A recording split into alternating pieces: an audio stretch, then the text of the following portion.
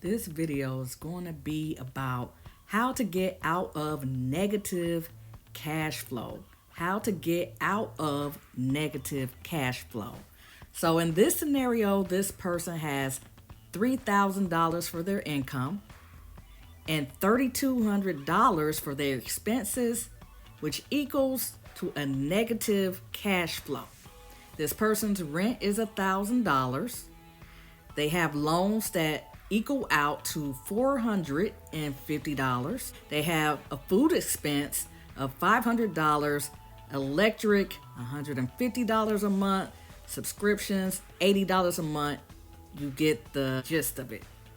All right, so of course, this is probably going to work. Well, it may only work for people that is in credit card debt and maybe loan debt, but you're going to need revolving lines of credit if you're not able or you're not in a position to get a second job.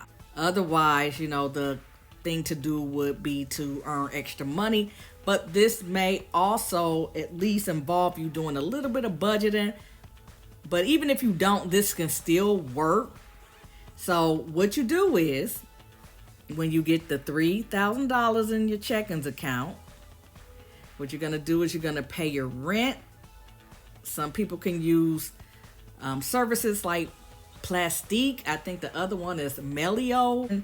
And they can technically pay their rent with a credit card, but I wouldn't recommend that. And so this person has credit card 1. The minimum payment is $50. Credit card 2, $50. That's what they're paying on their credit card each month. But they have a loan. Let's just say the loan is $10,000 and they pay $350 minimum payment. I just screwed that up. And they have to pay $350 a month.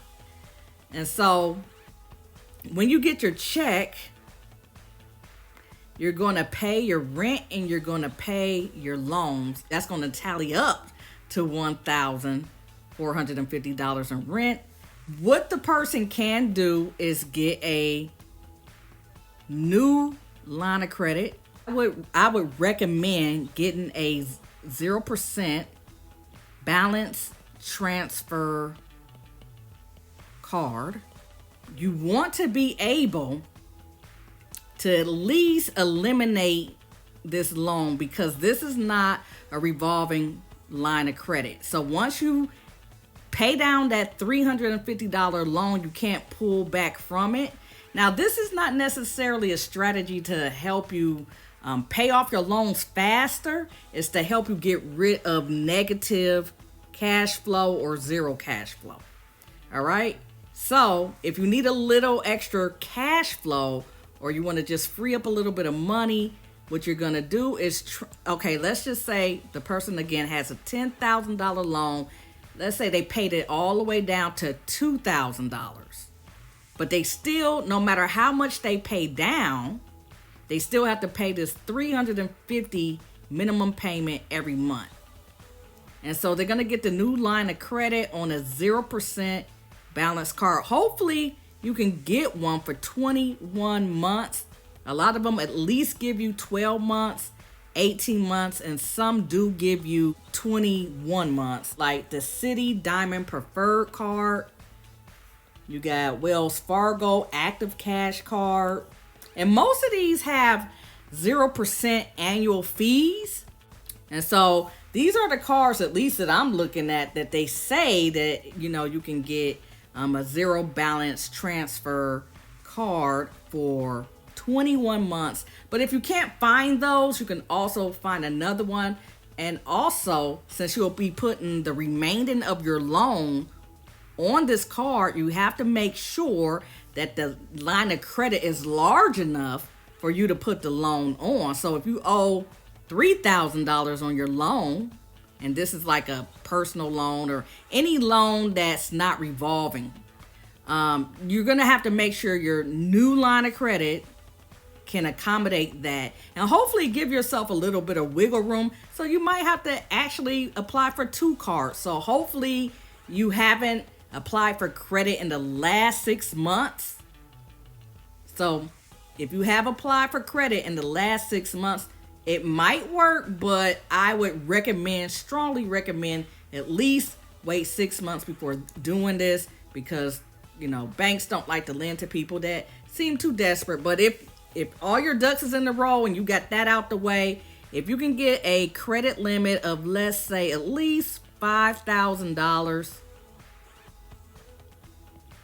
and if you can't do it, maybe you might have to apply for 2 credit cards, and hopefully it can equate to that. You can transfer balance $1,000 on one card, and then you can transfer a $1,000 balance on another card, or whatever you owe. Make up the difference, because you don't really want your new cards to be maxed out, unless you have no choice, and you got to make sure that you do not spend on that card, because this is just to really move your debt around so you can free up some money so you can have a little bit of cash flow, or at least get yourself out of the negative. So if you were to get this loan and do a balance transfer, I know Citi does it. And you might have to call around or do some research, but Citi definitely will allow you to put a personal loan and transfer it to a credit card. If you put $2,000 into a $5,000 card, then what then happens is you can X this amount out. Most cards will let you pay around $35 to $40 minimum payment. If you're paying $350, and let's just say if you just wanted to pay like $50 a month, that should free up some cash. So instead of paying the full $350, that should free up some cash. So maybe your minimum payment can be $50. That's why I said 0% balance. You can do it on a card that's gonna charge you. You can use a card that's gonna charge you interest. You can still do it, but it will be better if you do it on the 0%. But again, like I said, this is about freeing up cash. But also, especially if you have a 0%, you could still pay $350. But if you have a month where you need a little extra cash, then you can just pay the minimum balance, so you'll have more flexibility.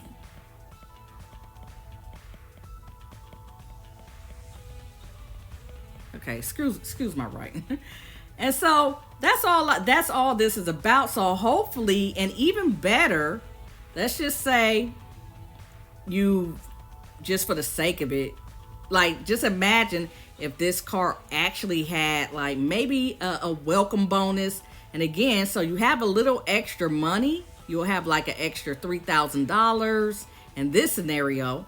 So if you want to pay certain things, like food and stuff like that, onto the card, which I would prefer you to have a separate card to do that.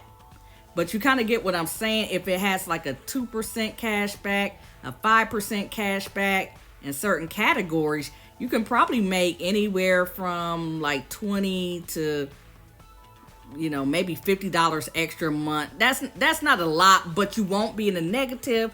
Plus, you'll be making money on cash back. And if the card that you have has a bonus, a sign-up bonus, you can make an extra $200.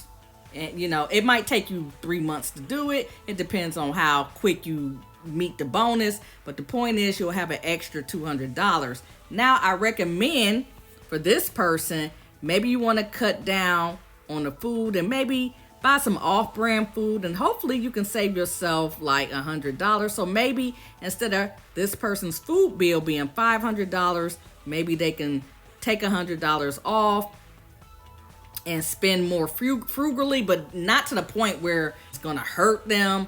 But just make small changes. Electric, you can, and I put these right here because these are bills that you can kind of control a little bit. So electric, use less electricity. So maybe instead of $150, maybe you'll be paying $130. I'm not doing nothing too dramatic. Subscriptions, take out a subscription or two, and maybe you can knock this $80 subscription to, we'll just say $60. Maybe it's some subscriptions that you don't even realize that's being, auto deducted from your paycheck. I have probably one or two subscriptions that I feel like I want to have just in case I use it, but probably out of the year I probably use it 3 times. So I need to take my own advice on that. And so hopefully these things will also help you add to the cash flow. So if you did it that way, you'll get an extra $100 a month because you're saving on food. This will be $20 that you'll get and another 20. So again, about an extra $140 in cash flow if you start budgeting and knocking down some things. So I know this looks like a big mess, but I hope you get the gist of what I'm trying to explain.